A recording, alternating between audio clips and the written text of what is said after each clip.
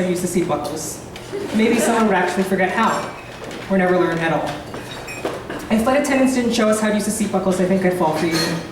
Hail from the sky with my arms frozen across my chest, my body, a window that has collected condensation and begs for your touch, for you to run your finger along my skin, and trace the curves of your name around my navel, trace a heart over my left kidney, because I'll never melt if gravity is pushing me farther from the sun. If flight attendants didn't show us how to use the seat buckles, I think they'd bleed more, because toothpaste always comes out 3 shades pinker than when I put it in my mouth, and I dream that my teeth are just plugs for the volcanoes in my gums, and if they fall out, I think I'd find out exactly how much my heart wants what it wants, an endless supply of human blood. If flight attendants didn't show us how to use the seat buckles, I think I'd get caught, burning playgrounds with young hands because my childhood wasn't built the way it should have been. Can I get a do-over because I never had a close friend as a kid who ended up wanting to marry me?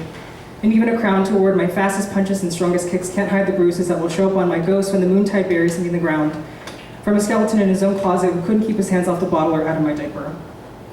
I was only 3 years old. If flight attendants didn't tell us, and the plane took off with my seat back and tray table in anything but the fully upright and locked position, I think it'd make more sense to be lying back when things start to get hard. But if we should happen to take a dive from the celestial drink, I will be glad I paid an extra $50 to check all my luggage. And I will also hang on to the image of your face as I snog the face off my neighbor because I'm dramatic and we're going to die. If flight attendants didn't tell us to put on our own oxygen mask first, I think I'd stop breathing. Because it's hard to inhale the windows down and the air is rushing in at the same time that it's messing up my hair. So I'd prefer if you didn't need to donate your organs, not yet. Pay attention, no calling, no texting, no thinking about bears on the side of the road. Drive safely and return quickly. You took my breath and I want it back, buddy. If flight attendants didn't warn us about shifted contents in the overhead compartments, I think I'd let you crush me, bury me, beneath your skin, toss me around during turbulence as I sit, thankful I am not one of those flight attendants. The only thing they're wearing worse than those uniforms are their fire sale smiles. If flight attendants didn't direct our attention to the overhead courtesy lights, I'd still be in darkness, reaching for the outlines of palms that twist and fade and dim moonbeams extinguish like lonely birthdays married to silence, their altar, bound in static vows to an island that is long since sunk home now to 2-year-old table salt and still living goldfish who played dead too well. If they didn't tell us about the lights, I think I would stop floating, unscrew clouds 9 through 33 from the sky and sew the silver lining through my lips. Because I can't stand the still taste of recycled air, so just let me go home already. I'm expecting something from the Postal Service today. If flight attendants didn't tell us where the exits were, I think I'd get lost, wondering where you are and what you're doing. I'd wander aimlessly until midnight vanilla strikes and day and night both just look white to me.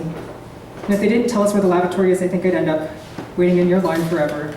Bladders on the same cycle, soon to flood. Staying in the carpets in straight lines and asking my lungs to pay for a fog machine.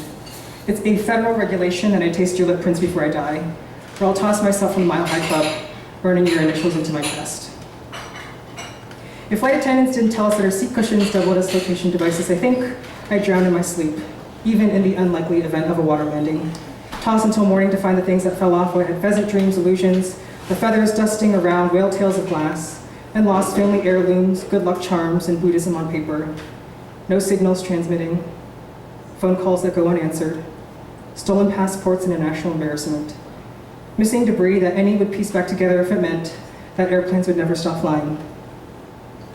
But if the flight attendants actually didn't show us how to use the seat buckles, I think I'd automatically fasten myself in and fall asleep, expecting that I'd wake up just before touching down. Thank you.